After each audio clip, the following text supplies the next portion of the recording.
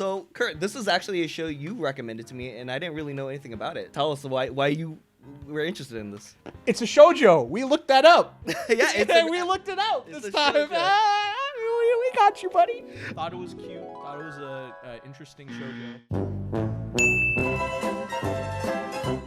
What attracted me to this show is, again, I try and watch a little bit of everything. And in the very beginning, Yuki is walking through the city, and then it kind of does this thing where it turns into a kind of a pink palette, and it feels like it's almost watercolored in the background to kind of denote that she's living in a different world. And that instantly I was like, okay, I really like this visual motif. It's extremely interesting to me. The fact that her name is Yuki and they use the snow motif a lot, I thought was a really smart visual trick. And so that's kind of what got me in. But what about you? What are your thoughts? Okay, yeah. So when you initially described the show to me, you said it's like a typical shoujo romance, but with the added thing of the main character is hearing impaired. Yeah. And so I was like, oh, okay, that's an interesting take. But overall, I think the show does a very good job at portraying her disability. Yeah. Similar to a silent voice, they use audio keys. The one that I noticed most frequently, it was like a tuning key.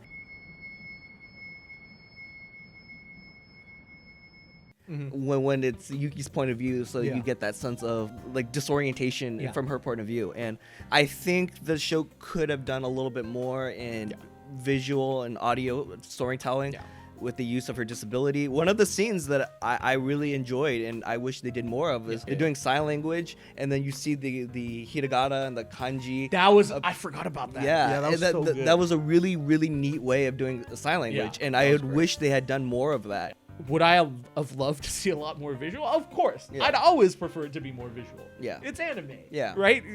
That's where the creative things happen, right? I thought a lot about Ino and how they showed blindness, right? And in the end, that's Science Sorry, first of all, so they're one of the more creative studios. Yeah.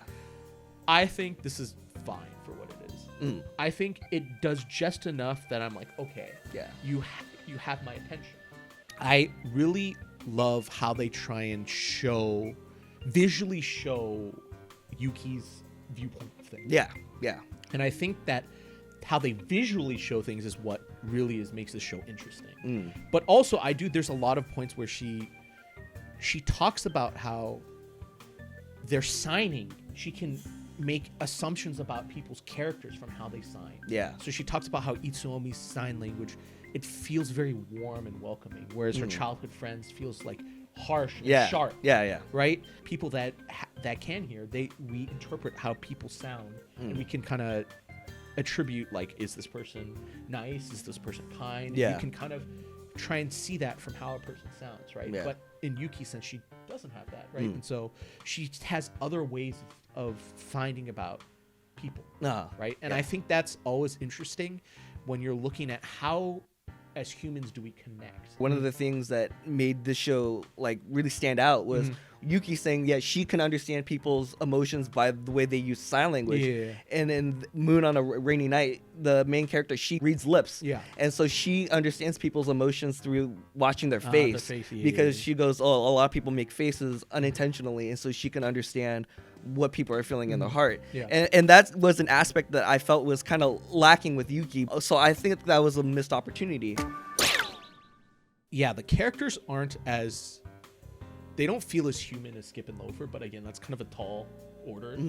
The idea of Yuki being this girl who's kind of shut in and wants to see the world, but she's scared because of her disability. Yeah. And we get a good view of like some of the dangers when she's walking home with Itsuomi. Yeah, Itsuomi, and she's kind of walking too close to the road. And he scoots her over. It's definitely a nice spin on that trope because it's such a trope. Yeah. That's such a trope, and it's a good use. Yeah. I was like, okay, I give you credit on that. Yeah, the idea of like him opening up a world to her.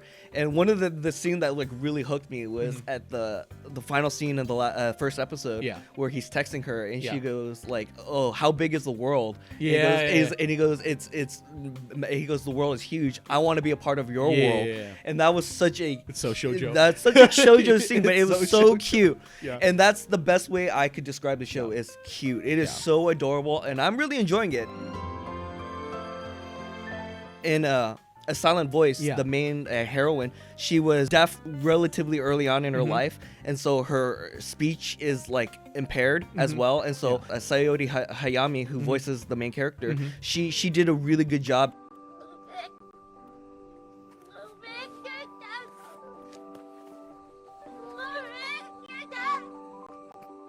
Yuki seems to also have been hearing impaired at birth.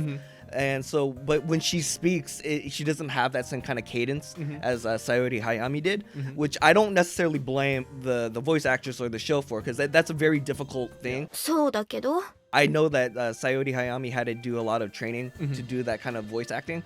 And so, this is just a TV show, not necessarily a big budget film. So I understand they wouldn't go into that much detail. I don't think she can actually talk.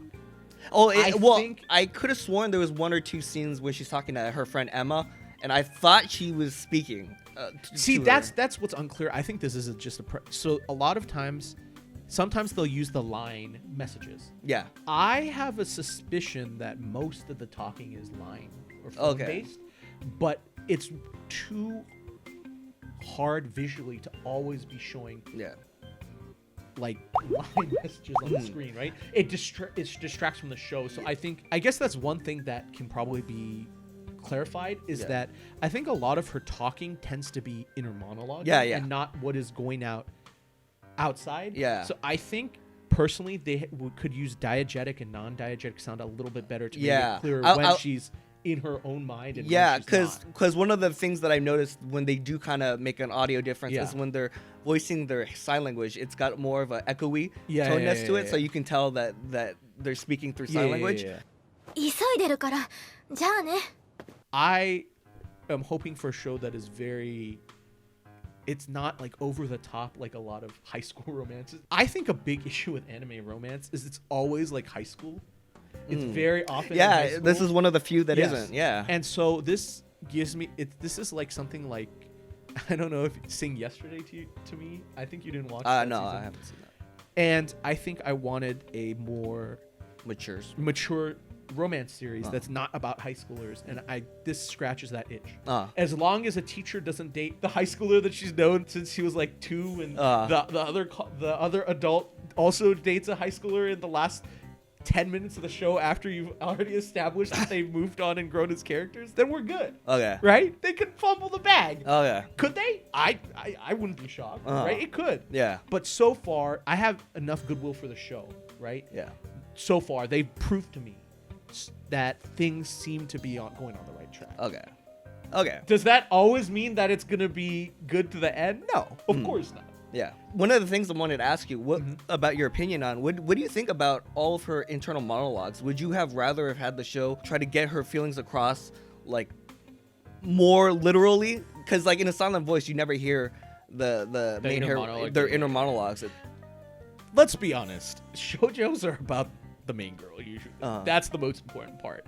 And so clearly that they're going to focus on that inner monologue. Yeah. Secondly, you hire a voice actress. She needs I knew to you were talk, going to say that. Yeah. Right? Let's just be honest. Yeah. That's why anime tends to be very talky a lot in narration. When you're creating the show, you have to have that like balance. Yeah. I think it does a great job where it's not too much of her talking. But this was definitely something that I'm definitely going to watch, and I'm glad you recommended it to me. Yeah. I think a lot of times because the anime viewing audience is so male or dominated, I think a lot of shows that are aimed at the female audience often kind of get overlooked.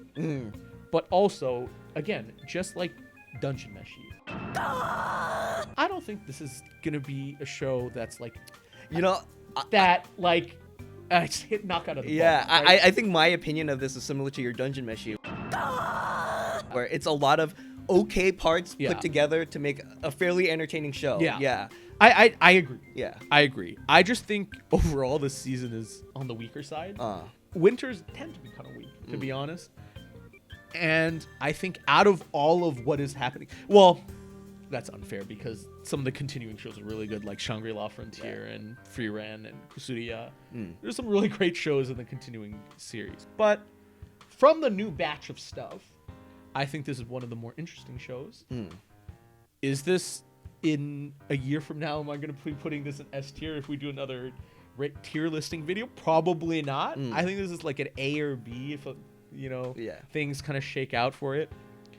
But I think just the fact that it tells a story that doesn't follow a traditional protagonist, like it doesn't we're so used to these characters falling under these very specific tropes.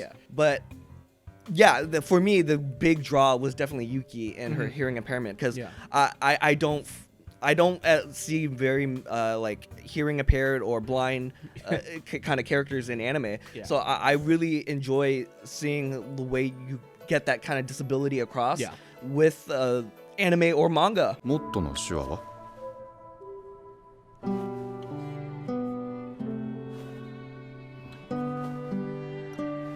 もっと You've reached the end of the video. Kevin and I would like to thank you for taking time out of your day to watch this video.